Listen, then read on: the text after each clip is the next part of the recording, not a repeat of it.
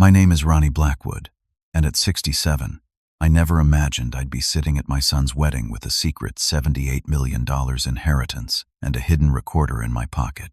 For months, I pretended to be poor and disabled, while my future daughter-in-law, Samantha, showed her true colors when my son wasn't looking. Her cruelty cut deep, but I stayed silent, gathering evidence. Before I share what happened next, where are you watching from today? Drop a comment below, hit that subscribe button, and let me tell you how one recording changed everything. I grew up in a small Midwest town called Millfield, where everybody knew each other by first name. My father worked at the local steel mill, and my mother was a seamstress.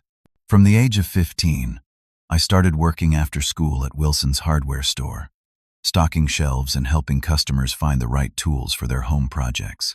Those early years taught me the value of hard work and honest living.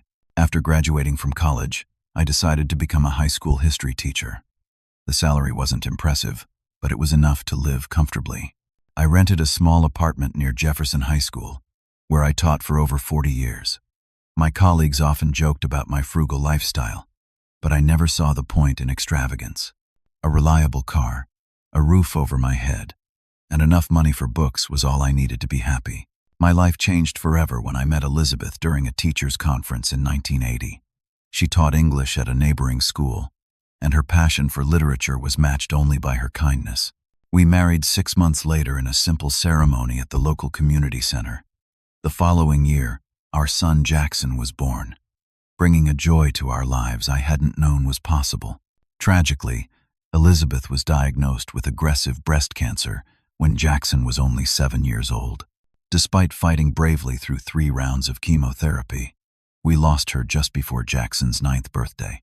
Her final words to me were a request to raise our son with the same values we shared: honesty, compassion, and appreciation for the simple things in life. Raising Jackson as a single father wasn't easy, but it was the most rewarding experience of my life. I packed his lunches, attended every soccer game, and stayed up late helping with science projects. I wasn't perfect, but I made sure he knew he was loved. We lived modestly in a small 3-bedroom house I purchased with Elizabeth's life insurance money. It wasn't fancy, but it was our home, filled with memories and love. As Jackson grew, his brilliant mind and compassionate heart became evident.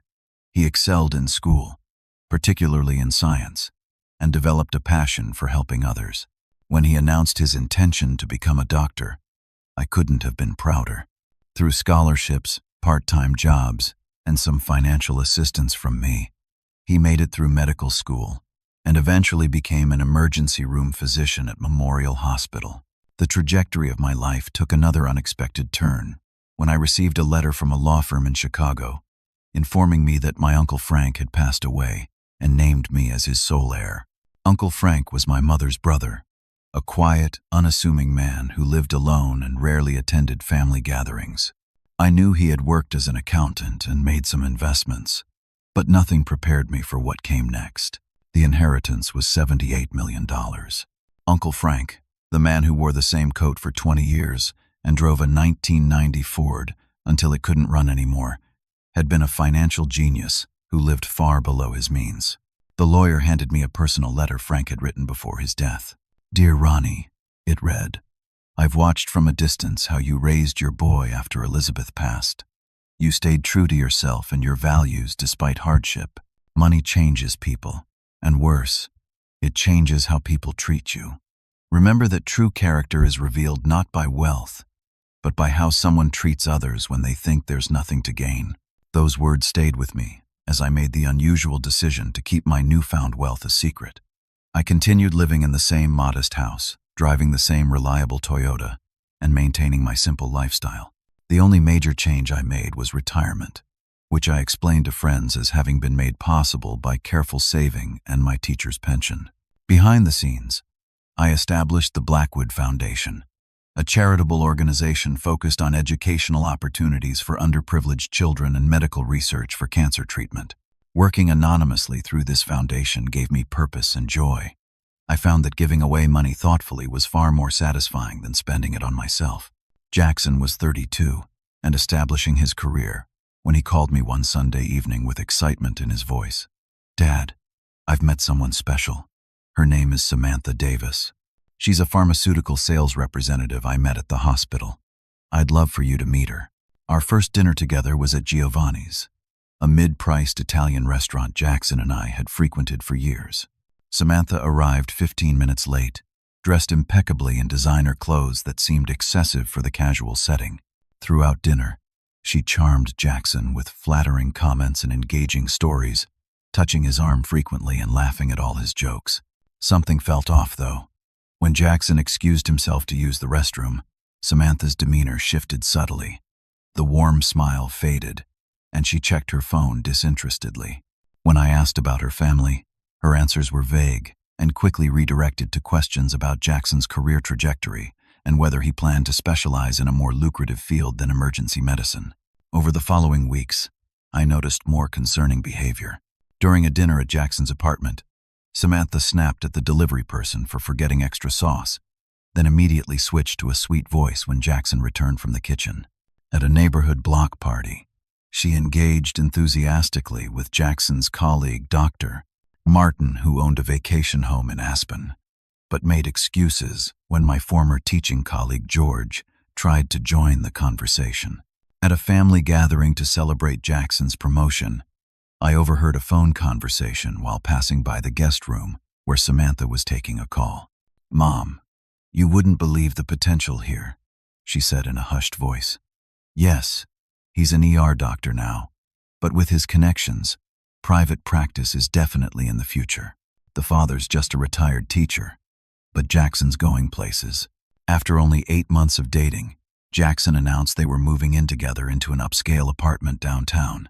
"It's a big step up from my old place, Dad," he said proudly during a video call tour. "Samantha has great taste, doesn't she?" As I watched my son fall deeper in love, my concern grew. I recalled Uncle Frank's warning about how wealth reveals character.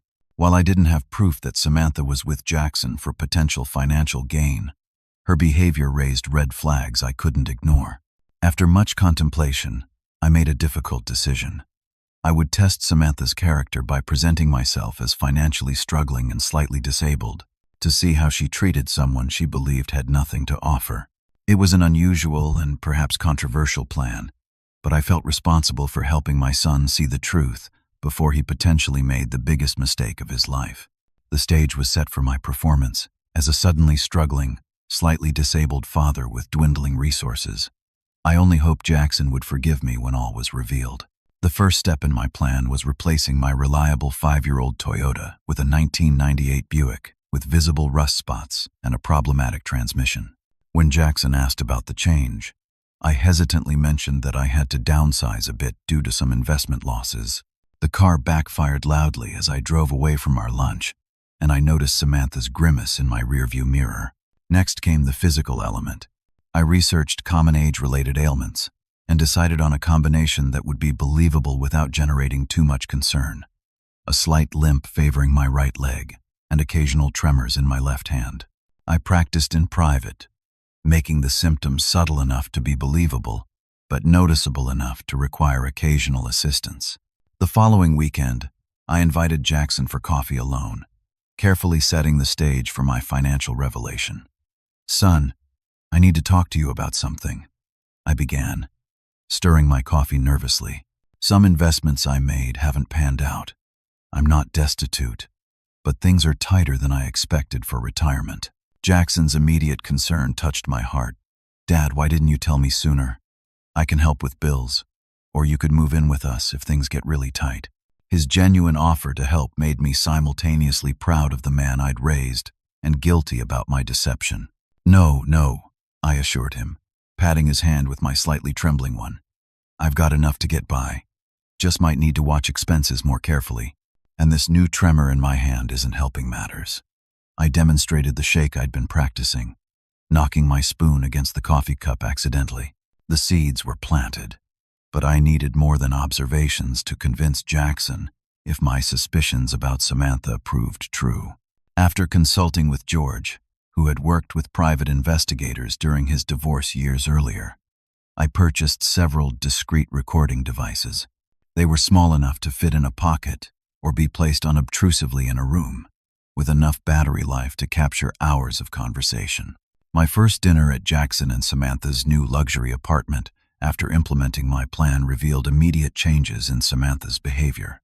She greeted me with a hug that seemed mechanical, her eyes noticing my slightly disheveled appearance and less expensive clothes. "You found parking okay, Ronnie?" she asked, a note of condescension in her voice that hadn't been there before. "We could have picked you up if that old car of yours is giving you trouble." During dinner, I asked Samantha to help me reach the salt shaker, explaining that my back had been giving me trouble. Her smile tightened as she passed it, and I caught her rolling her eyes when she thought I wasn't looking. The recording device in my pocket captured her whispered comment to Jackson in the kitchen later. "Is your dad's health getting worse? He seems so frail suddenly." Meanwhile, Jackson remained oblivious to these subtle shifts, proudly showing me around their expensive new place, pointing out the premium appliances and the view of the city skyline. "The hospital is just 3 blocks away, which is perfect for late-night shifts," he explained enthusiastically. Over dessert, Samantha broached a subject that confirmed my suspicions. "Ronnie, I hope you don't mind me asking, but has Jackson's mother's family left anything for him? Any kind of inheritance or assets? Just for future planning, you understand." The question caught Jackson off guard. "Sam, that's not really appropriate. It's just responsible financial planning, honey," she replied smoothly. "Family assets are important to understand as we build our future." Watching my son so deeply in love while harboring such serious doubts about his partner created a constant ache in my heart. Each time he looked at Samantha with adoration, I questioned whether my plan was cruel or necessary. But then I would witness another revealing moment when Jackson stepped away, strengthening my resolve. Samantha's text messages inviting me to gatherings became increasingly cold and formal. "Jackson insists you join us for dinner Friday. Let us know if you need directions again." Gone was the warmth of earlier communications when she believed me to be a comfortably retired teacher. During a shopping trip to buy Jackson a birthday present, Samantha made cutting remarks about my clothing choices. "Are you sure you want to get him that sweater, Ronnie? It looks rather economical." Jackson has developed more refined tastes since moving downtown. When Jackson overheard and defended me, saying, "Dad always knows what I like," Samantha quickly backtracked, but the damage was revealing. My son was seeing only a fraction of her behavior, a carefully curated version designed for his eyes. My first significant recording captured Samantha complaining to a friend on the phone when she thought I had left after a Sunday brunch. Jackson's father stayed for 3 hours. 3 hours!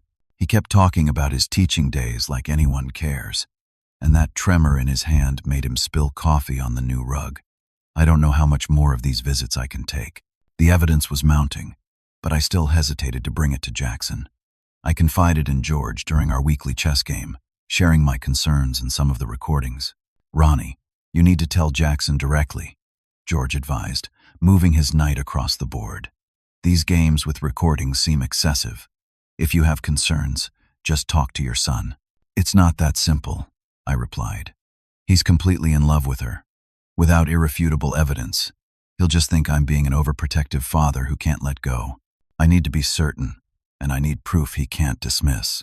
The situation escalated when I met Samantha's parents, Thomas and Patricia Davis, at an upscale steak restaurant. Both worked in finance and made no attempt to hide their disappointment upon meeting me. Thomas barely shook my hand, his attention clearly elsewhere, while Patricia asked pointed questions about my career achievements with thinly veiled disapproval. "A teacher," she repeated when Jackson proudly explained my profession. "How public-spirited of you. And now you're fully retired." Her emphasis on the word suggested retirement was a character flaw rather than a life stage. As we left the restaurant, I overheard Thomas asking Jackson about his long-term career plans, specifically mentioning opportunities in plastic surgery where the real money is made. The dinner confirmed that Samantha's values hadn't fallen far from the family tree, and my concerns deepened further. 3 months into my charade, Samantha's true colors began showing more boldly as she grew comfortable with the narrative that I was financially struggling and physically declining. The incidents became more frequent and more callous, each one captured carefully on my recording devices. During a dinner party at their apartment, Samantha accidentally spilled a full glass of red wine on my lap. "Oh, Ronnie, I'm so sorry," she exclaimed with exaggerated concern while guests watched. Then, under her breath as she handed me a napkin, though those pants have seen better days anyway. One evening, Jackson was called into emergency surgery, leaving me alone with Samantha and two of her friends.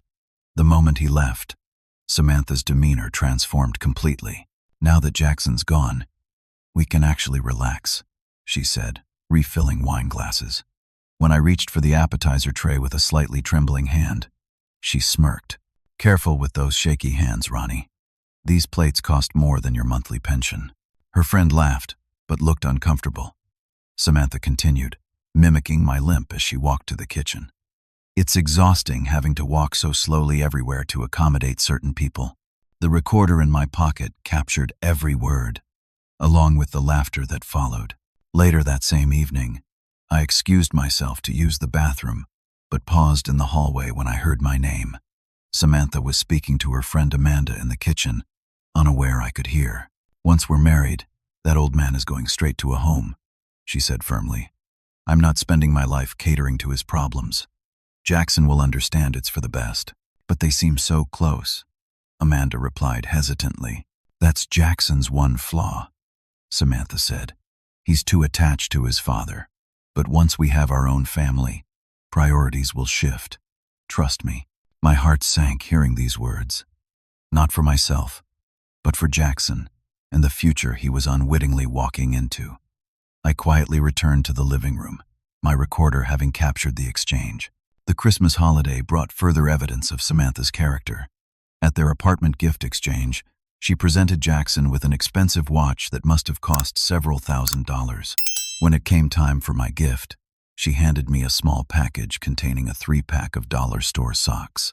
"I remembered you saying you were watching expenses these days," she said sweetly as Jackson looked on. "Practical gifts are best in your situation." In January, Jackson excitedly told me about a family vacation Samantha was planning to Maui. Her parents have a timeshare, and they've invited us for 10 days in February. When I asked if I might join them for even a few days, offering to pay my own way, Samantha quickly interjected, "Ronnie, the activities would be far too strenuous for you with your mobility issues. Lots of hiking, snorkeling. It wouldn't be enjoyable for you." The exclusion hurt, but it was her smug expression when Jackson looked away that revealed her true motivation.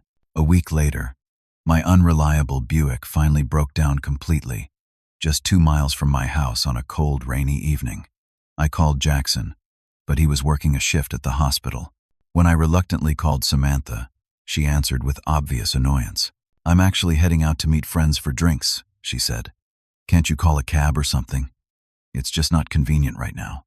She hung up before I could respond, leaving me to call George, who immediately drove out to help despite the late hour and bad weather. The engagement announcement came in February, at an upscale waterfront restaurant where Samantha had arranged a surprise party with 30 of their closest friends. I received my invitation 3 days later than everyone else, allegedly due to mail delays, and discovered upon arrival that I was seated at the furthest table from the main party, next to people who barely knew Jackson. Samantha's diamond engagement ring was enormous, a fact she emphasized repeatedly throughout the evening. The setting alone cost more than Ronnie's annual income, I overheard her telling her bridesmaid. Jackson insisted on the best. As wedding planning began, Samantha pushed for a lavish ceremony with an estimated cost of $200,000. During a planning brunch, I watched her dismiss multiple less expensive options presented by the wedding planner. "This is our special day," she insisted when Jackson gently suggested scaling back certain elements. "We can't cut corners on the most important day of our lives." I noticed my absence from the family planning photos when Jackson shared them in our weekly video call. "Where were you, Dad?" he asked, confused. "I was never told about the photo shoot," I admitted. "That's strange," Jackson frowned. "Samantha said she called you, but you weren't feeling well enough to come." My offers to contribute to wedding costs were met with Samantha's cruel laughter when Jackson stepped away from one planning session. "What could you possibly contribute that wouldn't be embarrassing?" she whispered. "Just show up, Try to look presentable, and don't make a scene. Instead, she assigned me menial tasks like stuffing envelopes and picking up items from various vendors. Since you can't help financially, you can at least make yourself useful, she said during one particularly painful interaction. The situation reached a new low when I accidentally overheard Samantha on the phone with her mother, discussing seating arrangements. "No, Ronnie won't be at the head table," she said firmly. "We'll put him somewhere barely visible. The photos will look so much better that way." As the wedding drew closer, Samantha grew bolder in her disrespect, occasionally being rude even when Jackson might overhear. She seemed confident in her hold over my son, believing he would choose her over any concerns I might raise. The stress of the situation began affecting my actual health. I developed genuine high blood pressure, and the doctor prescribed medication to manage it. The irony wasn't lost on me that my pretend disability was manifesting real health issues. During a father-son lunch, I attempted to gently raise concerns about Samantha's behavior. "Son, are you sure this is moving at the right pace? Marriage is a big step." Jackson sighed. "Dad, I know Samantha can be a bit abrupt sometimes, but it's just wedding stress. She's under a lot of pressure to make everything perfect. It seems like more than that." I ventured cautiously. "You don't see her like I do," Jackson insisted. "She's kind, ambitious, and she makes me happy. Isn't that what matters?" I nodded, unable to push further without revealing my deception and the evidence I'd been collecting. By this point, I had hours of recordings documenting Samantha's true character, a library of cruelty I hoped I would never need to use but continued to expand just in case. 2 weeks before the wedding, Jackson's friends threw him a bachelor party at a lakeside cabin. Though the celebration was kept fairly tame out of respect for Jackson's early hospital shift the next day, there was still plenty of good food, music, and storytelling late into the night. Near midnight, Jackson sat beside me on the deck overlooking the water. The others had moved inside, giving us a rare moment alone. "Dad," he said, his voice thick with emotion, "I want to thank you for everything, for raising me with strong values, for supporting all my dreams. I wouldn't be who I am without you." His sincerity brought tears to my eyes and created a crisis of conscience. Was I doing the right thing? Was it my place to potentially ruin his wedding day? Perhaps Samantha truly did love him in her own way. Perhaps they could build a good life, despite her flaws. "I'm proud of you, son," I said simply. "I just want you to be happy." "I am happy," he assured me, "and I'm glad you and Samantha are getting along better now." His comment revealed how completely he had misread the situation, and I felt the weight of my deception grow heavier. What would Elizabeth think of what I was doing? The week before the wedding brought new conflicts. Samantha demanded I wear a specific rental tuxedo she had selected, though I already owned a perfectly good suit. "That old suit is completely inappropriate," she insisted during a tense conversation in their apartment. "Everyone else will be in formal attire. You'll look like the hired help." "The suit was good enough for my own wedding," I replied. "It has sentimental value." "This isn't about your sentiments," she snapped. "This is about appearances. The photographer's fee alone costs more than your entire wardrobe. You will wear what I've selected." When I reluctantly agreed, she added with a smirk, "The rental shop has been instructed to add extra padding in the shoulders. It might help you look less diminished." Later that week, Samantha claimed she had lost my RSVP card and wasn't sure if I would be seated at the family table. "The seating chart is so complicated," she explained with false sweetness, "and the family table is quite small. We might need to place you elsewhere so you have more room for your condition." The evening before the wedding rehearsal, I was picking up my rental tuxedo when I overheard Samantha speaking to her mother in the bridal shop next door, unaware of my presence. "Just think, when the old man dies, whatever little he has will be ours," she was saying. "Jackson's so sentimental, he'll probably want to keep that dumpy little house as a rental property. We can talk him into selling it eventually." The casualness with which she discussed my death and the disposal of my modest assets sent a chill through me. My recorder captured every word. The rehearsal dinner that night was held at an exclusive country club, with a 5-course meal and string quartet. Despite being the father of the groom, I discovered my seat was positioned next to the bathroom doors, far from Jackson and the main wedding party. When I asked the coordinator about the arrangement, she checked her notes. "These placements were specifically requested by the bride," she said apologetically. I assumed it was approved by the family. After the dinner, as guests mingled with drinks, Samantha cornered me near the coat check, away from other guests. Her voice was low but venomous. "You're an embarrassment with your limp and your poverty," she hissed. "I've tolerated you because Jackson insists. But make no mistake, after tomorrow, things will change. You'll be lucky to see your son on major holidays." I maintained my composure, though the recorder in my pocket captured my elevated breathing along with her threats. "I only want what's best for Jackson," I replied quietly. "I am what's best for Jackson," she said, straightening her designer dress. "Remember your place tomorrow." That night, I met with my lawyer, Alan Winters, in his office to update my will. While my inheritance was already secured in trusts and the foundation, I wanted to ensure that any personal assets would be explicitly protected from Samantha. "Ronnie, these exclusion clauses are pretty strong," Alan commented, reviewing the document. "Are you sure about this?" "Completely sure," I confirmed. "And I'd like to add a video statement explaining my reasons to be shown to Jackson if the will is ever executed." After finalizing the documents, Alan asked what everyone close to me had been wondering. "Why not just tell Jackson your concerns now, before the wedding?" "Because he needs to see the truth for himself," I explained. "If I just tell him, he might resent me forever, believing I ruined his chance at happiness. He needs to recognize her true character without feeling I manipulated the outcome." The night before the wedding, I carefully created a compilation of Samantha's worst recorded moments, transferring the audio to a small digital player that could be connected to speakers if needed. I still wasn't sure if I would use it, hoping against hope that the wedding would proceed without incident and my concerns would prove unfounded. My phone rang at 11:30 that night. It was Samantha. "I just wanted to make sure you remember your place tomorrow," she said without preamble. "Arrive on time, stay in the background, and try not to draw attention to yourself with that ridiculous limp. And please make sure your rental tux is properly pressed. I don't want Jackson distracted by worrying about you." I assured her I understood my role and wished her a good night, then spent hours staring at the ceiling, contemplating my options and responsibilities. As dawn broke, I made my decision. I would attend the wedding with the recordings in my pocket, but would only reveal the truth if Samantha forced my hand with some final, unforgivable act of cruelty. Otherwise, I would stay silent and hope for the best while preparing for the worst. The morning of the wedding arrived bright and clear. The venue was a renovated historic mansion with manicured grounds and a lake view, costing thousands of dollars for the 6-hour rental.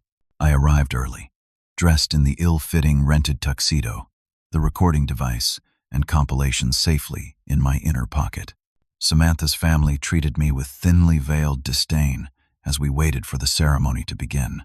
Her father pointedly discussed their recent vacation to the south of France with other guests, while her mother remarked loudly about the quaint tradition of including all family members in wedding festivities. Just before the ceremony, as I waited near the garden where Jackson would soon stand to await his bride, Samantha appeared suddenly in her dressing gown. She checked that no one else was within earshot before delivering her final insult. "Try not to embarrass us with your shabby appearance and limp, you poor old fool," she whispered. "Stand in the back during photos and keep your toast short if you're asked to speak at all. This is my day, and I won't have you ruining it." She swept away before I could respond, leaving me with a heart full of conflicting emotions. For a moment, I nearly decided to leave the recording device in my car, to simply endure whatever came for Jackson's sake. But something in her cold, calculating eyes convinced me to keep it with me, just in case. The ceremony itself was beautiful, I had to admit. Watching Jackson standing tall and proud in his tuxedo, his face lighting up as Samantha walked down the aisle on her father's arm, I questioned my plan again. Who was I to interfere with what appeared to be a perfect moment? The vows were exchanged, rings were placed on fingers, and my son kissed his bride to applause from 200 guests who had no idea of the deception being perpetrated before them. As we moved to the reception in the mansion's grand ballroom, I felt the weight of the recording device in my pocket like a stone. Had I created an elaborate test that said more about my own issues than Samantha's character? Was I the villain in this story, not her? These questions swirled in my mind as I entered the reception with a heavy heart, carrying both the truth of my wealth and the evidence of Samantha's cruelty. The reception venue was transformed into a showcase of extravagance that would have made Elizabeth uncomfortable. Ice sculptures of swans flanked the entrance to the ballroom. 3 champagne fountains bubbled at strategic points around the room. A 10-piece orchestra played classical music as guests found their assigned tables, each decorated with elaborate floral arrangements that probably cost more than a month of my teacher's salary. As expected, my place card directed me to the furthest table from the head table, next to Jackson's former college roommate's parents and a distant cousin of Samantha's who worked as an insurance adjuster. They were pleasant enough people, but the message was clear. I was being kept at a distance despite being the father of the groom. The first hour passed without incident. Waiters in formal attire served a 5-course meal on fine china, while photographers circulated capturing candid moments. From my distant vantage point, I watched Jackson and Samantha at the head table, his expression one of pure joy, hers triumphant as she surveyed her perfectly orchestrated event. When dinner concluded, Samantha's father, Thomas, rose for his toast, champagne flute in hand. He addressed the crowd with the confidence of someone accustomed to commanding attention. As we celebrate the joining of 2 successful families, he began, emphasizing the word successful. I'm reminded of what my father told me about marriage. He said to find someone who enhances your position in life, someone who elevates you. Samantha has always had impeccable taste and ambition, and in Jackson, she's found a partner worthy of the Davis name. Their combined potential is limitless. The toast continued in this vein, focusing on career trajectories and social connections, without a single mention of love or character. I glanced around, wondering if others found it as hollow as I did, but most guests were nodding appreciatively. Jackson's best friend David spoke next, providing a welcome contrast with a heartfelt speech about Jackson's compassion and integrity. Anyone who knows Jackson knows he got these qualities from his dad. Ronnie, David said, raising his glass in my direction. The Blackwood men know that true success isn't measured by bank accounts, but by how you treat others. I nodded gratefully at David, touched by the unexpected acknowledgement. As he concluded his toast, I noticed Samantha whispering urgently to the wedding planner, who then approached the orchestra conductor. After a brief exchange, the conductor tapped his baton for attention and announced, "Ladies and gentlemen, we have a special addition to our program. The father of the groom, Mr. Ronald Blackwood, would now like to offer his toast to the happy couple." My heart sank. This hadn't been discussed or planned. I hadn't prepared remarks, and the sudden spotlight felt like an ambush.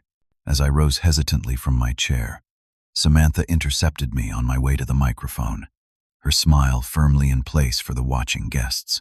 "Keep it short and don't embarrass us, you poor, pathetic man," she whispered through her fixed smile, squeezing my arm painfully. "No one wants to hear your sentimental drivel."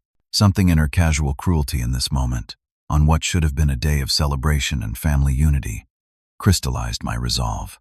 I approached the microphone with newfound clarity, my hand finding the recording device in my pocket. Facing the expectant crowd, I began with genuine emotion. When Jackson was 10 years old, he brought home a bird with a broken wing. While other boys might have ignored it, Jackson spent weeks nursing that sparrow back to health. That's who my son is at his core, someone who cares deeply and puts others before himself.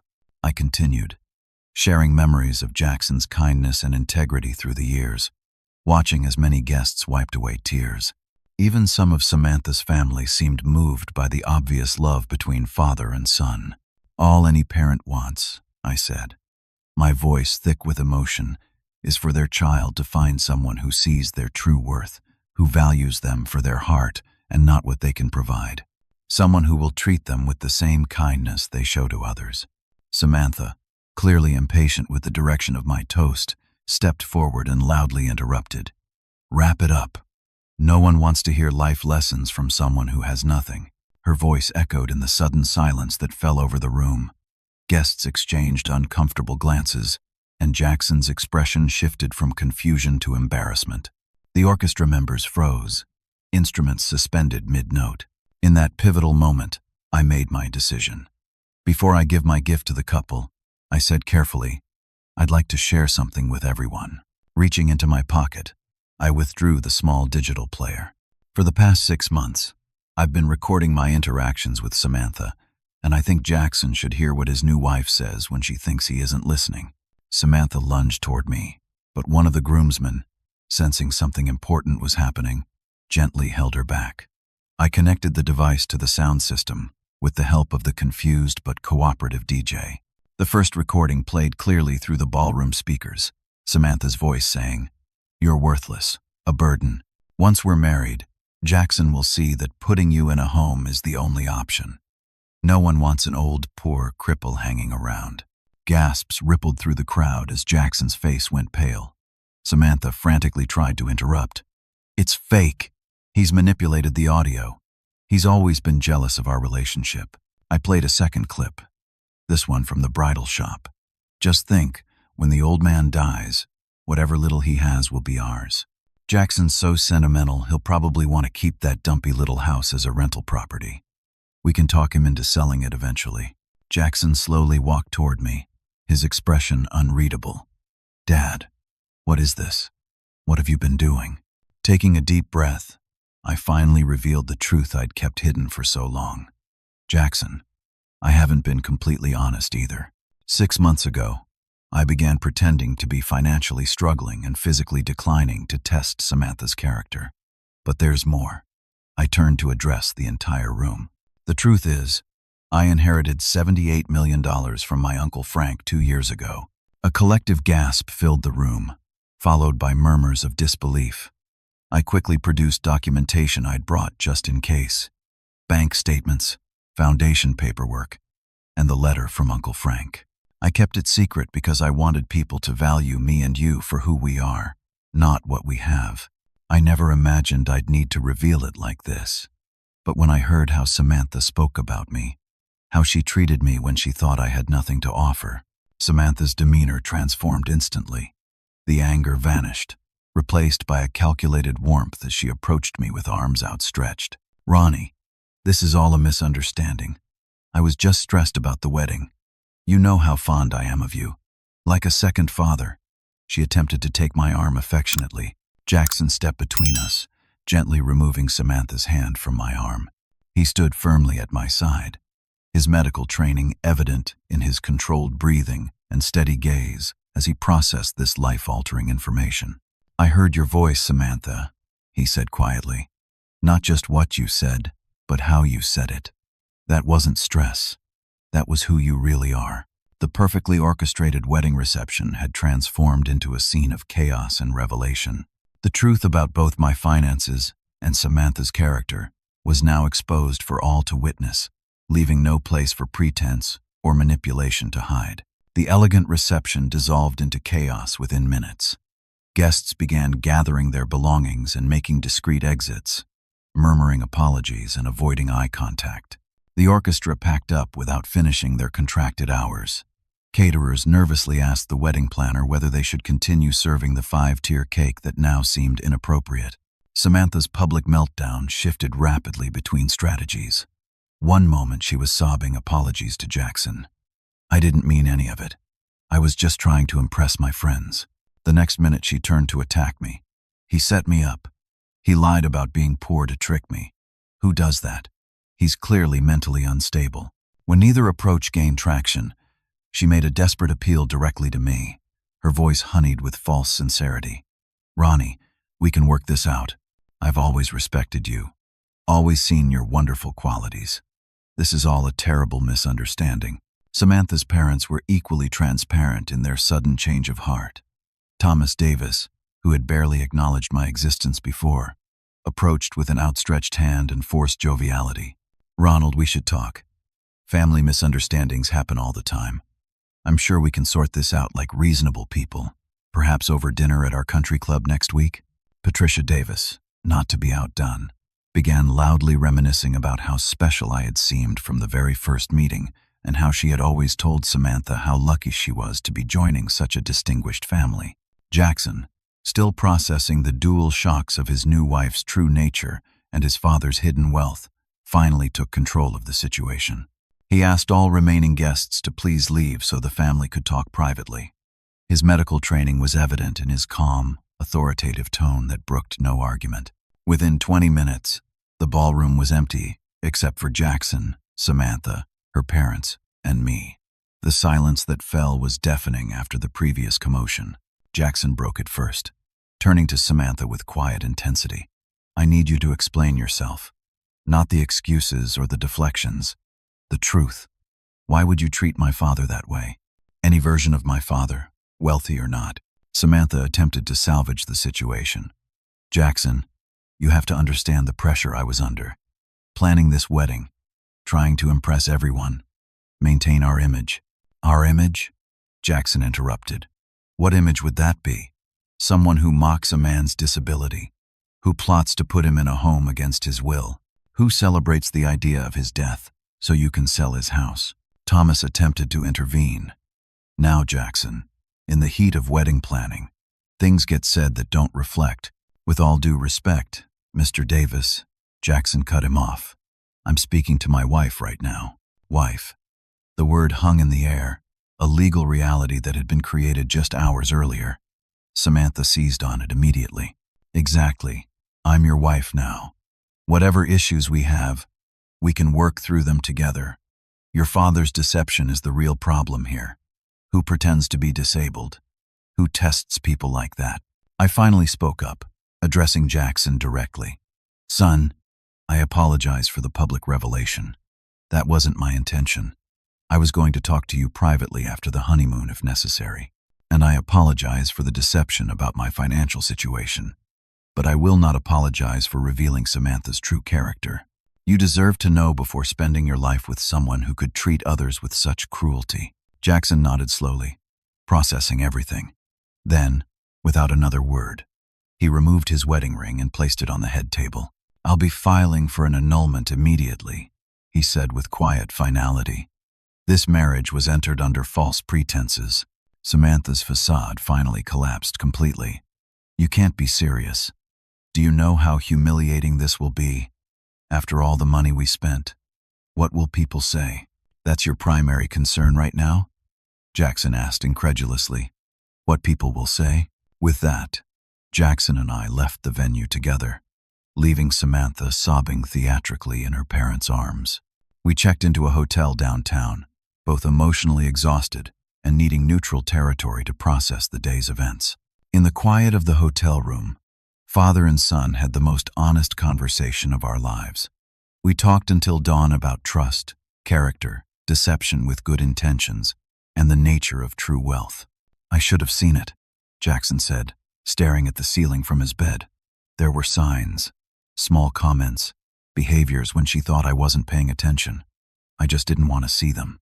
"Love can be blinding," I offered. I wanted to be wrong about her. I kept hoping I was overreacting or misinterpreting. Jackson's phone buzzed constantly throughout the night. 47 missed calls and countless text messages from Samantha ranged from tearful apologies to angry accusations to practical questions about gift returns. We silenced both our phones eventually, needing space to think. The next morning, we met with the wedding officiant, a kindly older pastor who had known our family for years. He explained the annulment options compassionately but clearly. "Fraud or misrepresentation is grounds in this state," he confirmed. "I can help with the paperwork if you decide that's the path forward." As we left his office, Jackson seemed lighter, as though having a practical plan provided some relief amidst the emotional turmoil. That afternoon brought a surprise visitor to my modest home where Jackson and I were sorting through wedding gifts that would need to be returned. Samantha arrived unannounced, completely transformed from the previous day. Gone was the designer dress and perfect makeup, replaced by casual clothes and a natural look I'd never seen her wear. "Jackson, Ronnie," she began with apparent humility. "I've been doing a lot of thinking. I was completely wrong, and I'm truly sorry. Ronnie, I was cruel to you, and there's no excuse for that. I hope you can forgive me and we can start fresh. I truly love Jackson and want to be a family with both of you." Her performance was impressive, I had to admit. The trembling lip, the perfectly timed tear rolling down her cheek, the vulnerable posture. If I hadn't witnessed her previous emotional manipulations, I might have been convinced. Jackson, who had been getting a glass of water in the kitchen, walked into the living room and observed this transformation with clinical detachment. His medical training had taught him to recognize patterns, and Samantha's behavior followed a predictable one. Abuse, discovery, remorse, promises to change, then eventually return to abuse. "Samantha," he said quietly, "I heard you on those recordings. That wasn't stress or a bad day. That was your character when you thought no one who mattered was watching." The greatest insight into who someone truly is comes from how they treat people they think can do nothing for them. Samantha's parents tried a different approach the following day, arriving at my home with a proposal to make things right. Thomas Davis placed a checkbook on my coffee table with theatrical flourish. "Ronald, we understand there's been a misunderstanding between our families," he began smoothly. "We're prepared to compensate you for any distress this situation has caused. Name your figure." The naked financial motivation behind this gesture confirmed everything I had suspected about the values that had shaped Samantha. "Mr. Davis," I replied, "there isn't a number you could write that would undo the hurt your daughter intended to cause. This isn't about money. It never was." Jackson filed for annulment that week, citing fraud and misrepresentation. During the legal proceedings, it emerged that Samantha had already been researching my financial background, hiring a private investigator to look into my assets just weeks after meeting me. The investigator had found nothing unusual, because my inheritance was carefully structured through trusts and foundations with privacy protections. As news of the wedding's dramatic conclusion spread through our social circles, I was surprised by the support we received. Far from being judged for my deception, most people expressed understanding of a father's desire to protect his son. Many shared their own stories of encounters with Samantha that had left them uncomfortable but unable to pinpoint exactly why. My methods may have been unusual, but the outcome had prevented a lifetime of manipulation and unhappiness for Jackson. Still, the victory felt hollow as I watched my son process his pain and disappointment in the woman he had loved. 3 months after the wedding that wasn't, Jackson and I took a trip to Pensacola Beach, a place Elizabeth had loved and where we had scattered some of her ashes years earlier. The gentle Gulf waves and white sand beaches had always brought our family peace, and we needed that healing energy now more than ever. Walking along the shore one morning, I formally told Jackson about the Blackwood Foundation I had established with Uncle Frank's inheritance. "I'd like you to be part of it," I said as we watched dolphins playing in the distance. "It's been funding cancer research and educational opportunities for underprivileged children, but there's room to expand its mission." Jackson listened intently as I explained the foundation's structure and the anonymous giving approach I'd taken. "That suits you," he said with a small smile, "doing good without needing credit for it." In the months following the wedding disaster, Jackson and I established new traditions of honesty and openness. We had dinner together every Sunday, sometimes at my house, sometimes at his new apartment downtown. During these meals, no topic was off limits, no question too personal. The deception that had been necessary to reveal Samantha's true nature had taught us both the value of complete transparency with those you love. Jackson's emotional healing wasn't linear. Some days he expressed gratitude for the intervention that had saved him from a disastrous marriage. Other days he questioned whether he could ever trust his judgment of character again. "I'm a doctor," he said during one particularly difficult conversation. "I'm supposed to be observant, to notice details, to see what others miss. How did I miss who she really was?" "Because she showed you exactly what you wanted to see," I replied gently. "That's what manipulative people do. They study you and become whatever version of themselves will appeal to you most." Jackson also challenged me about my methods. "Was your deception about wealth any better than Samantha's deception about character?" he asked one evening as we finished dinner on my back patio.